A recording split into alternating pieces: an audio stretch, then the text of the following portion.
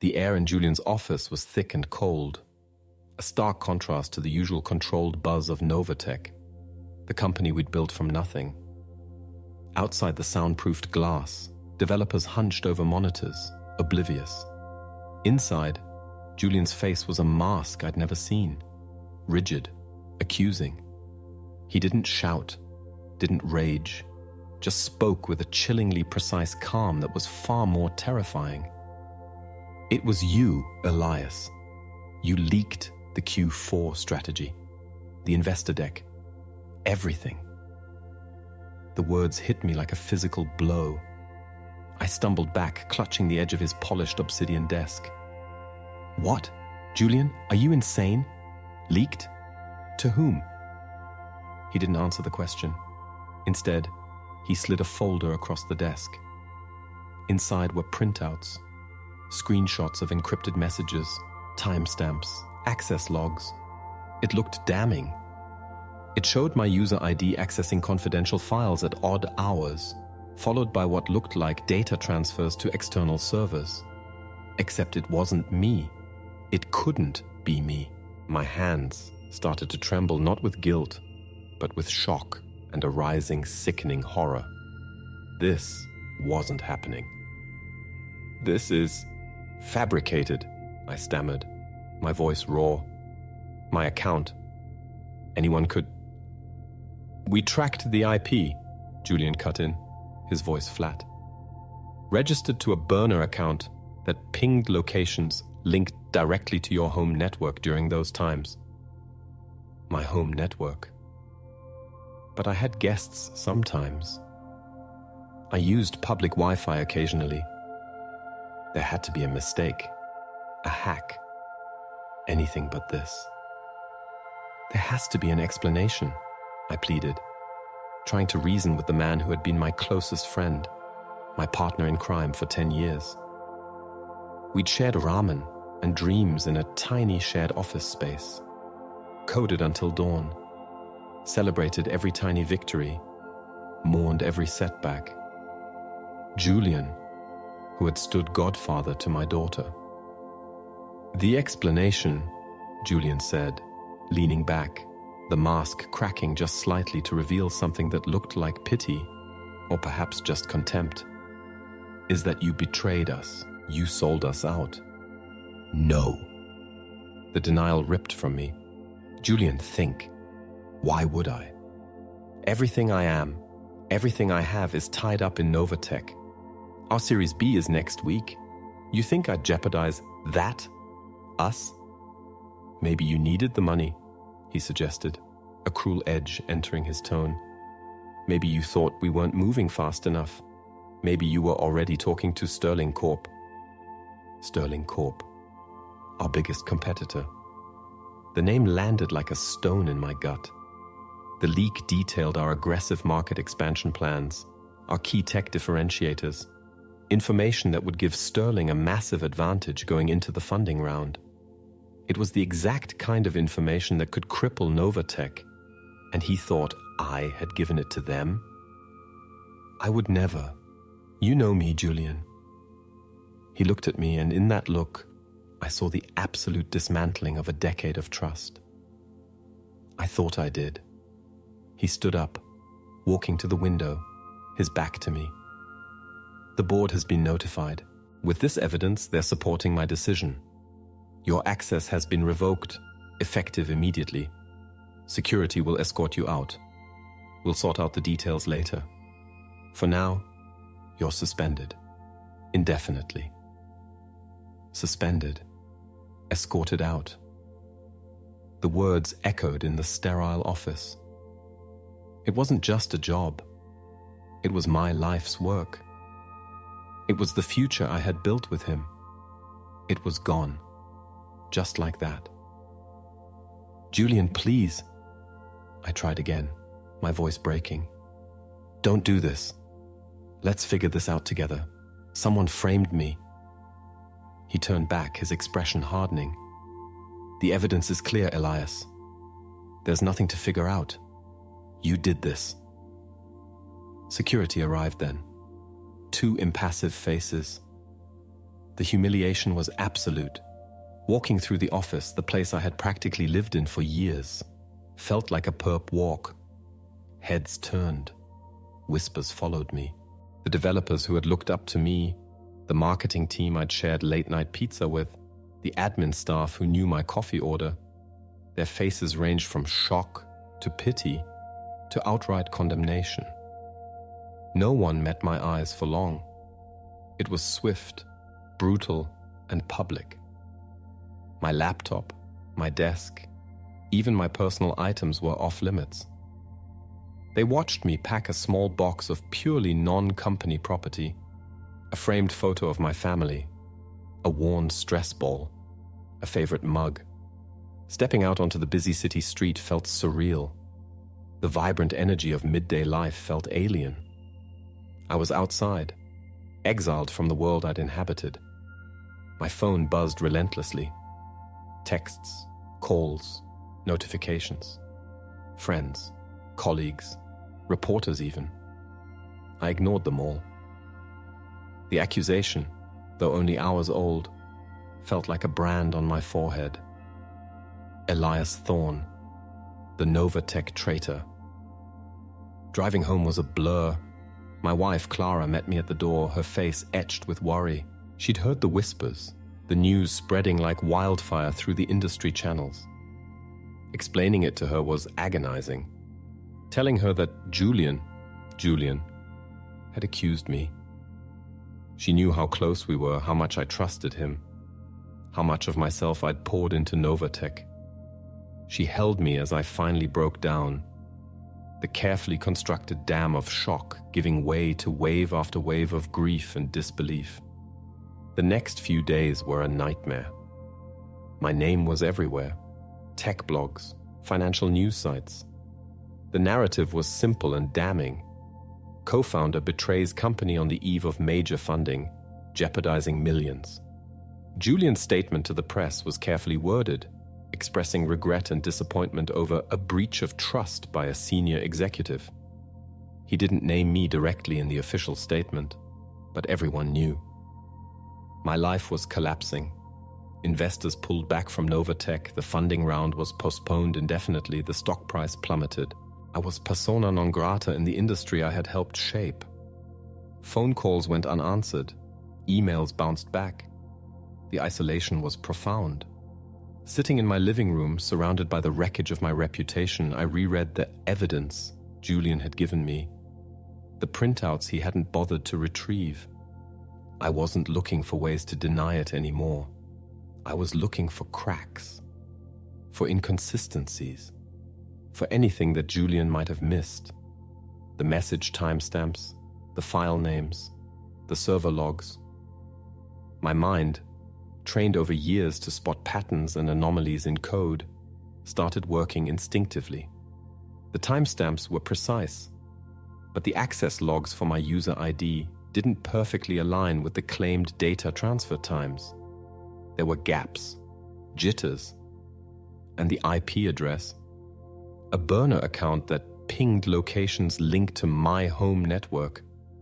That felt loose. What did linked directly mean? Was it my specific IP? Or just a general area?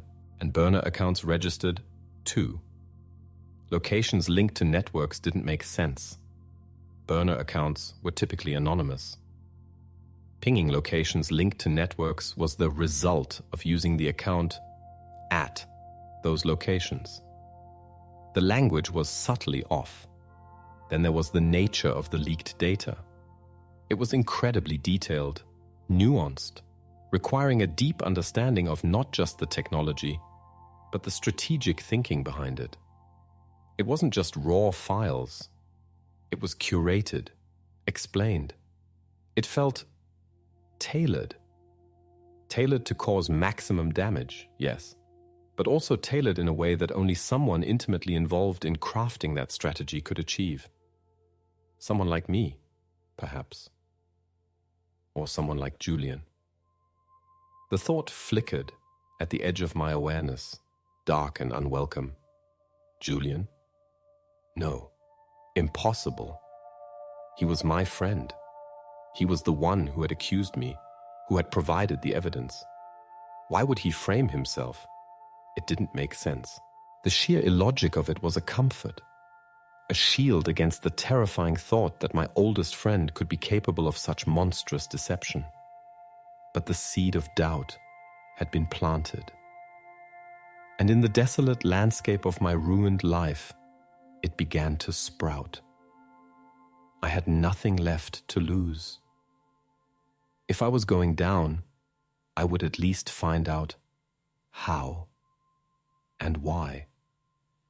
And if Julian was involved, I would find out the truth. Days bled into weeks. My investigation started crudely. I couldn't access company servers, internal emails, or secure databases, but I could access public records, LinkedIn profiles, news articles, cached web pages. I started building a timeline, correlating the leak date with internal events I vaguely remembered. Julian's sudden trip to New York the week before, a cryptic comment he'd made about diversifying options if the funding fell through, an unusual meeting he'd taken with a consultant I didn't recognize. I reached out to former colleagues, cautiously at first. Most ignored me. Some expressed sympathy but kept their distance. A few, however, were less easily swayed by the official narrative. Sarah, a senior engineer I'd mentored, quietly agreed to meet for coffee outside the city. She was nervous, constantly looking over her shoulder. "It's been hell, Elias," she whispered, clutching her mug. "Julian is different. He's restructured everything, tightened security so much it's ridiculous. He fired anyone who asked questions, anyone who seemed loyal to you. Did you see anything? Anything unusual around the time of the leak?" I asked, trying to keep my voice level. She hesitated, chewing her lip. "Not directly, but I saw Julian in the server room late one night the week before. He wasn't supposed to be in there alone. He said he was checking the infrastructure load for the funding demo. But he seemed jumpy, and he had a secure USB drive, like the kind we use for offline backups of critical data."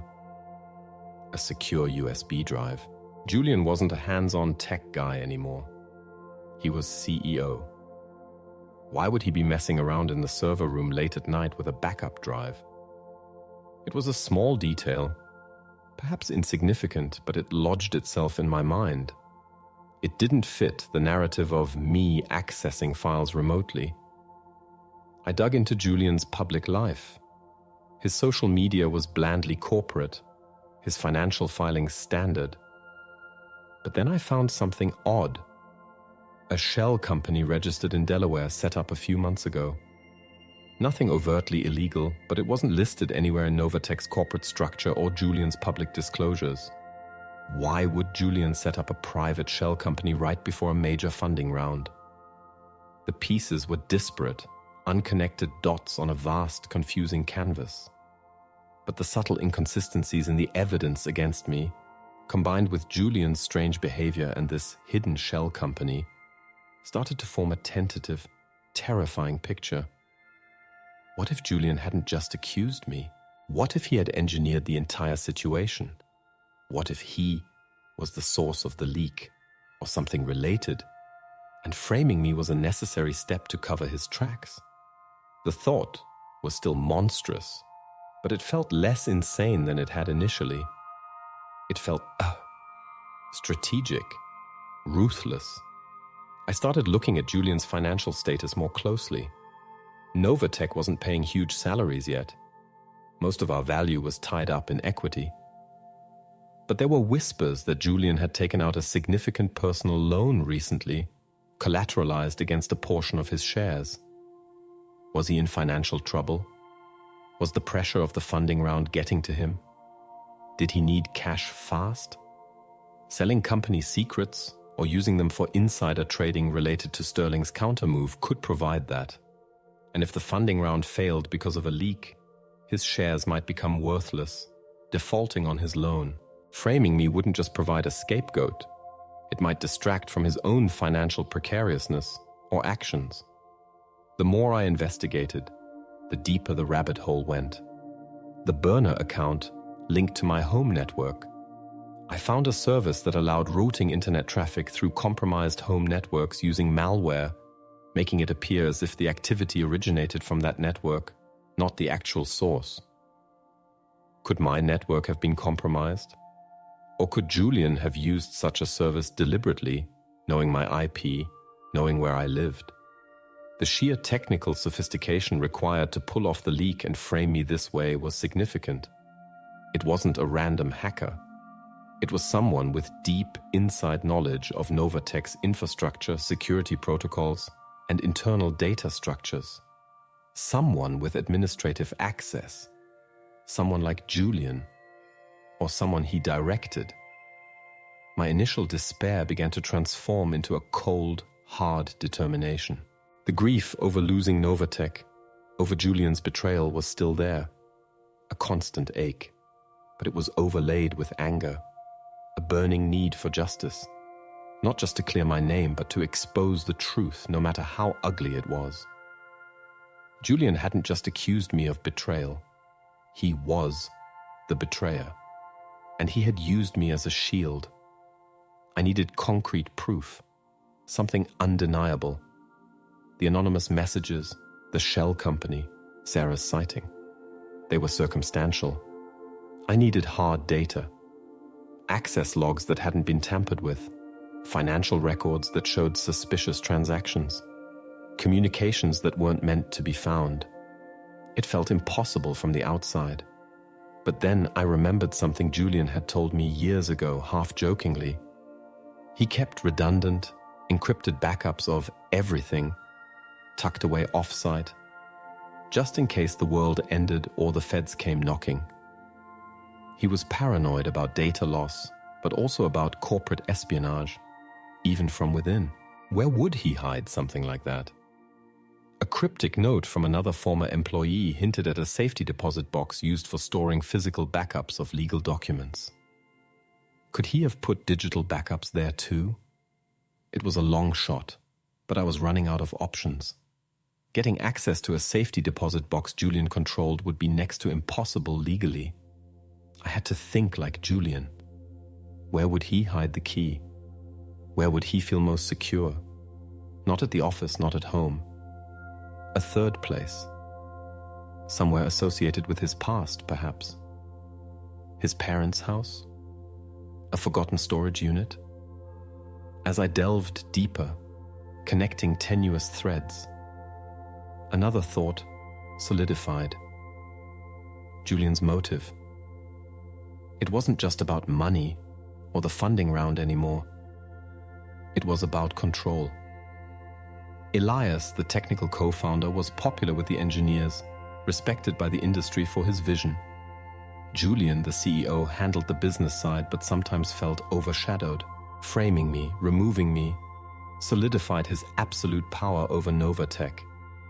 He wasn't just covering a leak, he was eliminating a rival, clearing the path for his own unchallenged leadership.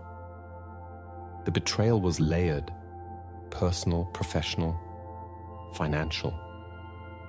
I spent days poring over old photos, emails, anything that might hint at a location important to Julian. His childhood home, yes, but that seemed too obvious. Then I found it. A series of photos from a team-building retreat years ago, taken near a small private airport outside the city. Julian had joked about learning to fly someday. He'd mentioned a specific flight school. A long shot, but worth investigating. I needed a lead on that safety deposit box key. The idea that he might hide something so critical near a place tied to a personal, low-stress memory felt oddly plausible for someone under immense pressure. I started searching public records related to that flight school, looking for anything Julian's name might be attached to besides flight lessons. Maybe a small rental, a post office box, anything that could link to another off-site location. The search was tedious, frustrating, but I couldn't stop. The truth was within reach, buried under layers of deception. and Julian had no idea I was digging. My investigation led me to a small, nondescript building near the airfield. Not the flight school itself, but a private members club for pilots. A place Julian had briefly mentioned wanting to join years ago. It felt like a long shot, but I had exhausted other avenues. I posed as an old acquaintance, asking if Julian was still a member. The receptionist, bored, confirmed he was, mentioning he hadn't been around much lately, but his membership was current.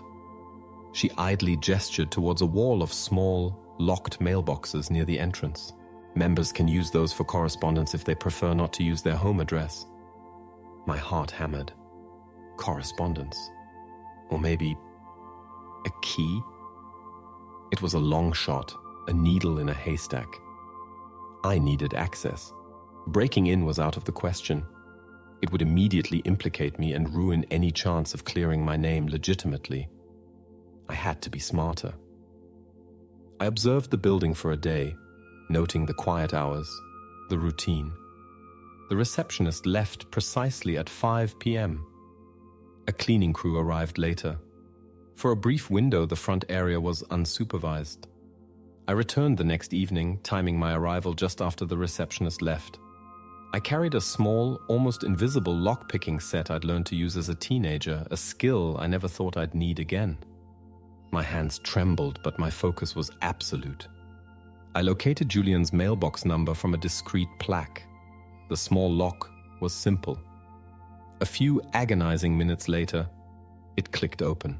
Inside, among a few junk mail flyers for flight gear, was a small, heavy metallic key attached to a coded tag. It was a safety deposit box key. The code on the tag wasn't a bank name, but an alphanumeric string. I recognized it. It was a code Julian used years ago as a password for an old project archive, a reference to a specific section and line in a technical manual we both knew intimately. It had to correspond to a box at a bank. The biggest banks downtown had safety deposit box services. It was a process of elimination. The next morning, heart pounding, I visited the first bank on my list, a major institution Julian had a business account with. I presented the key and the coded tag, claiming I was collecting documents on Julian's behalf. A flimsy story, but I hoped the staff wouldn't be scrutinizing if I seemed confident. Luck, or perhaps Julian's overconfidence, was on my side. The tag matched their internal system. The box was located.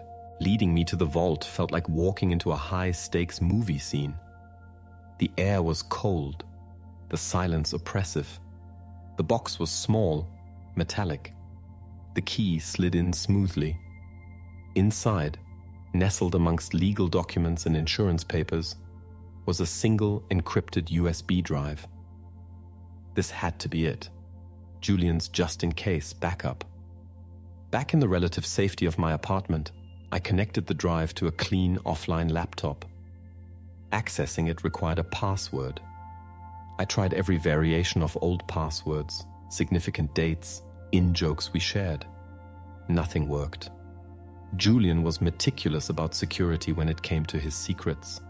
I spent hours trying brute force attacks, but the encryption was strong. Defeated, I slumped back.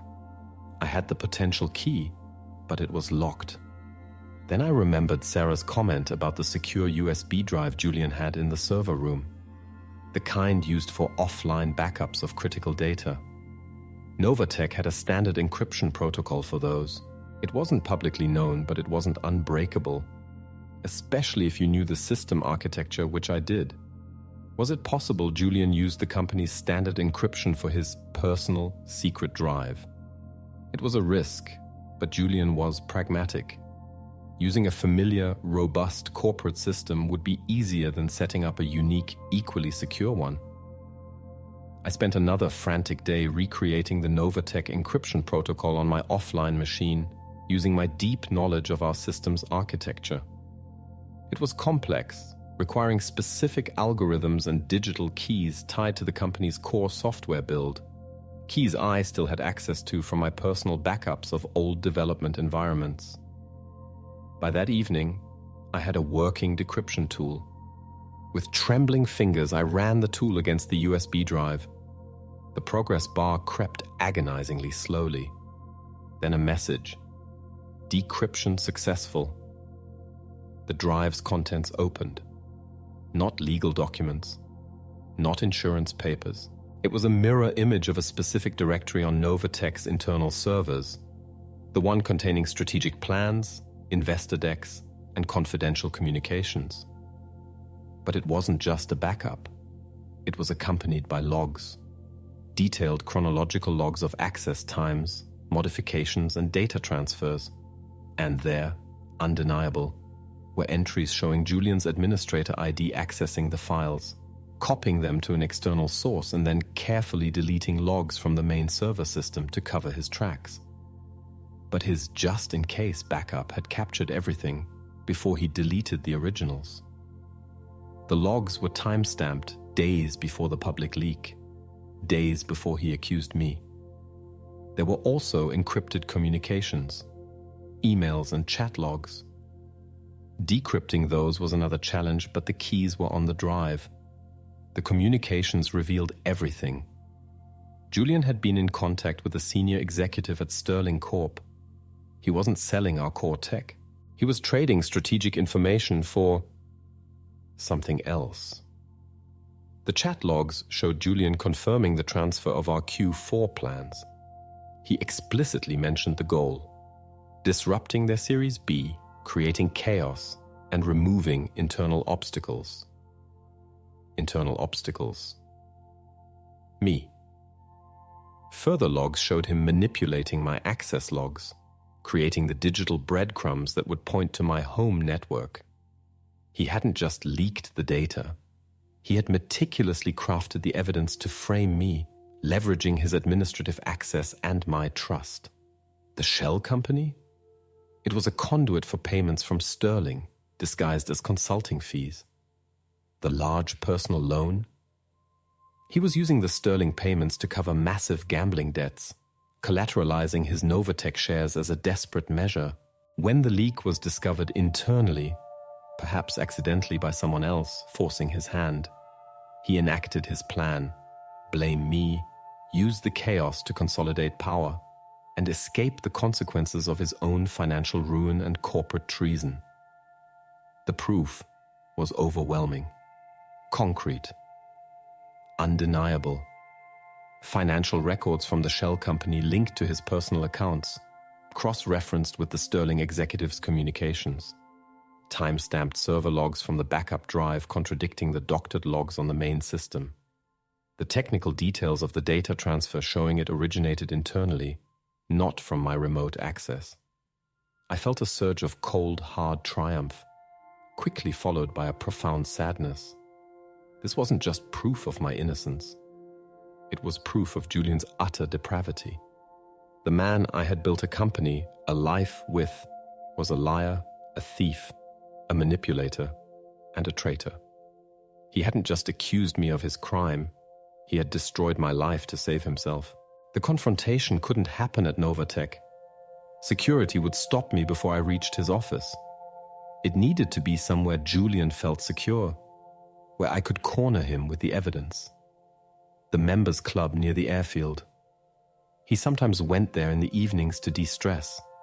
I called him, using a burner phone, a chilling echo of his own methods. Julian, it's Elias. We need to talk. Just us. No security. No board members. Just like the old days. I know where you keep your secrets. Silence on the other end. A pregnant pause. He knew I meant the safety deposit box. He knew. Where? His voice was tight, stripped of its usual composure. The club. Tonight. Be there. He agreed. Perhaps out of curiosity, arrogance, or a desperate need to understand how I knew. Or maybe he thought he could still talk his way out of it. Waiting for him at the deserted club felt like an eternity. The air was still, the only sound the distant hum of traffic. When he arrived, he looked pale, haggard. The mask was gone, replaced by fear and a flicker of something I couldn't identify. Recognition? Regret? How, Elias? He asked, not greeting me, just getting straight to the point. How did you find it? I didn't answer. Instead, I held up the USB drive. This, and everything on it. His eyes widened, first in disbelief, then in dawning horror. He took a step back. You shouldn't have that. Your just-in-case backup, I said, my voice steady, devoid of emotion. All I felt was a cold, sharp clarity. It recorded everything you deleted from the main servers, your accesses, your transfers, your communications with Sterling, the shell company payments, everything, Julian. It's all here. Undeniable proof that you were the leak, that you framed me. He started to sweat, his gaze darting around the empty room. That's fabricated. You planted that. You hacked. Stop, Julian, I said, cutting him off. I didn't hack anything. I just followed the trail you left. The one you were too arrogant or too careless to completely erase. Your own backup turned on you. I opened my laptop, showing him the screen, the lists of files, the damning chat logs. Look. Remove. Internal obstacles. That was me, wasn't it? You didn't just sell out the company, you sold out your partner, your friend. He stared at the screen, his face crumbling. The defiance drained away, replaced by a desperate, cornered look. Elias, I can explain. It wasn't supposed to go this far. The loan, the debts. I was desperate. The funding was uncertain. Sterling made an offer, a consultancy role if things went south. They needed leverage against Novatech. The leak was just supposed to create a dip, give them an edge. Framing you? I needed a scapegoat when the leak was discovered. You were the easiest target. I knew they'd believe it was you. Easiest target. The word stung more than any accusation. He hadn't framed me out of necessity. He had done it out of convenience, out of a calculated decision that my ruin was less costly than his own exposure. Easy, I echoed, the first tremor of emotion breaking through my composure. You destroyed my life, Julian. My reputation, my career, my family was harassed. All of it because I was the easiest target for your betrayal. He reached out a hand, a pathetic gesture. I'm sorry, Elias. I messed up. We can fix this. We can tell them it was a misunderstanding. Say the evidence was wrong. Fix this? I laughed, a harsh, bitter sound. There's no fixing this, Julian. You crossed a line you can't uncross. You didn't just betray me. You committed corporate espionage. You defrauded investors. You ruined everything we built. I closed the laptop deliberately. I'm taking this to the board, to the authorities. Everyone will know the truth. Panic flared in his eyes. No, Elias, please, think about the company. Think about Novatech. This will destroy it. Everything will be gone. Everything is already gone, Julian, I said, standing up. You destroyed it the moment you framed me. You chose your path. Now you face the consequences. He lunged forward, not towards me, but towards the laptop. A desperate attempt to grab the evidence. I reacted instinctively, stepping back, shielding the machine. We wrestled for a moment in the quiet room, the struggle silent and brutal. He was stronger, fueled by panic, but I was fueled by righteous fury and months of suppressed rage. I pushed him back hard. He stumbled, hitting a small table, sending magazines scattering. You can't do this, Elias, he hissed, breathing heavily. I'll deny it. It's your word against mine. I'm the CEO. Not for long, I said, stepping away, securing the laptop under my arm.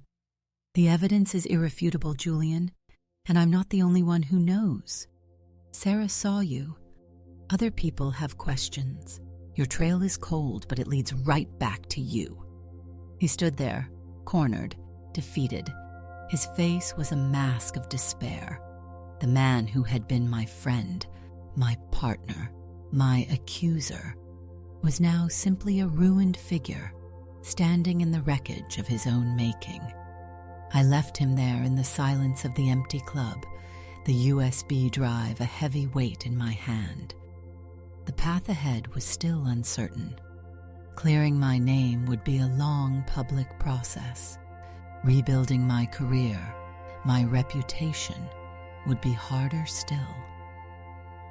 Novatech would likely be devastated by the scandal, but I had the truth, and Julian, who had accused me of betrayal, would now face the consequences of his own far greater guilt. Justice, however delayed and painful, was coming. It wasn't a triumphant feeling, only a weary sense of inevitability. The friendship was dead. The company was wounded, perhaps fatally.